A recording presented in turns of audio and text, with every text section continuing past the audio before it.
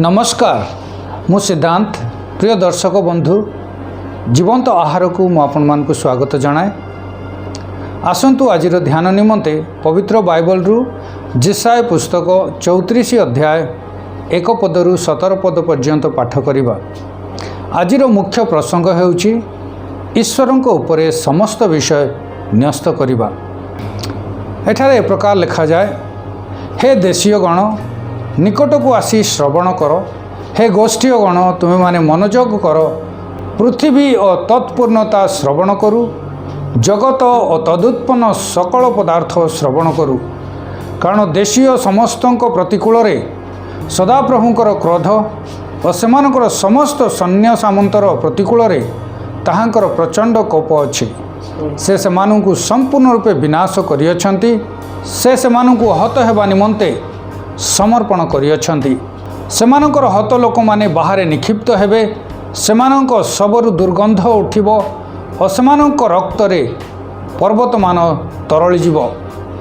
पुणी आकाश मंडलर सैन्य समस्ते क्षय पाइबे और गगनमंडल लेखापत्र तुल्य गुड़ा हेबो। आ जेपरी द्राक्षालतार जीर्णपत्र और डिमिरी वृक्षर जीर्णपत्र सेपरी सेमानकर सैन्य सामंत सबू क्षय पाइबे। कारण आमर खड्ग स्वर्ग रे परितृप्त रूपे पान करियछि। देख विचार साधनार्थे ताहा इदमर और आमर अभिशप्त लोक मानकर उपरे पड़िबो। सदाप्रभुंक खड्ग रक्त रे परितृप्त और मेदरे और छागगणर गुरुदार मेदरे पुष्ट होइछि। कारण बस्रा रे सदाप्रभुंकर एक यज्ञ और इदम देश रे एक महाहत्याकांड हेबो।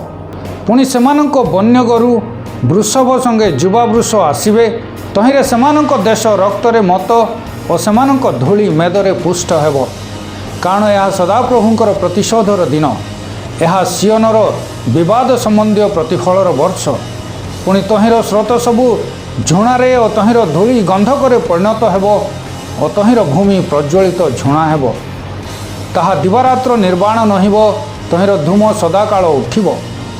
पुरुषानुक्रमे ताहा मरुभूमि होई रहिबो। अनंत काल ताहार मध्य देई केही गमन करिबो नाही।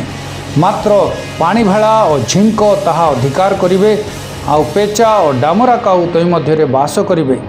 पुणी से तहि उपरे अवस्तुता रूप मानरज्जु और शून्यता रूप अलम टाणिबे।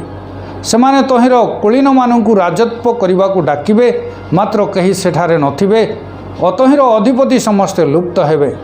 तहिर अट्टालिका सकलरे कंटक और तहिर दुर्ग सबुरे बिछुआती और कंटक लता बढ़िबो और ताहा शृगाल गणर बासस्थान और उष्ट पक्षी गणर चरास्थान हेबो।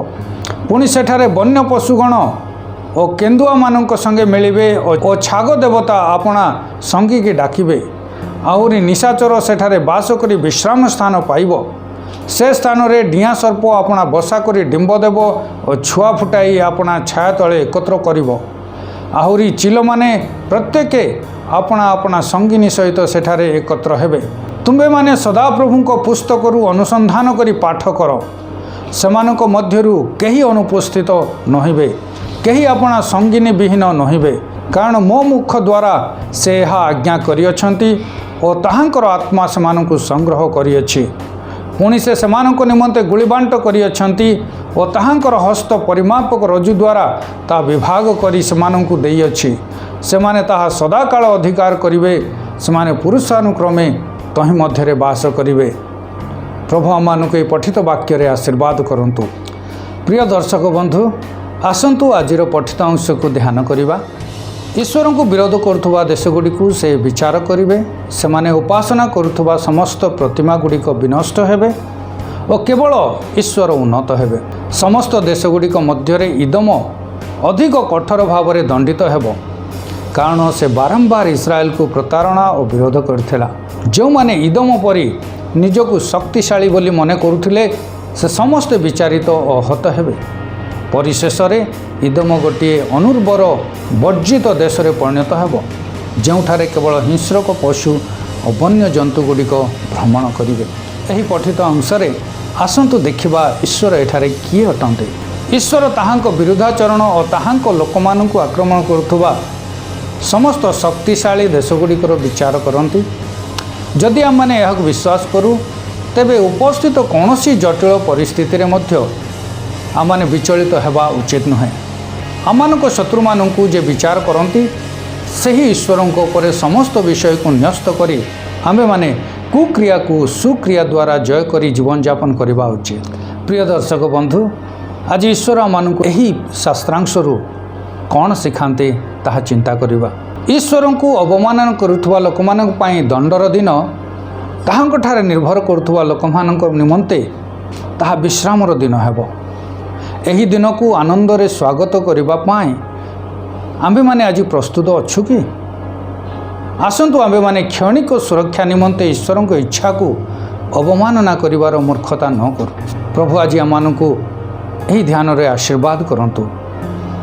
ଆସନ୍ତୁ ଆମମାନେ ପ୍ରାର୍ଥନା କରିବା। ହେ ପ୍ରଭୁ, ଆମେ ଧନ୍ୟବାଦ କରୁଅଛୁ ଆଉ ପ୍ରାର୍ଥନା କରୁଅଛୁ, ତୁମେ ଆମମାନଙ୍କୁ ସାହାଯ୍ୟ କର ଯେପରି ଆମେ ନମ୍ରତାର ସହିତ ଜୀବନଯାପନ କରିବୁ। ଯୀଶୁଙ୍କ ନାମରେ ମାଗୁଛୁ, ଆମେନ୍।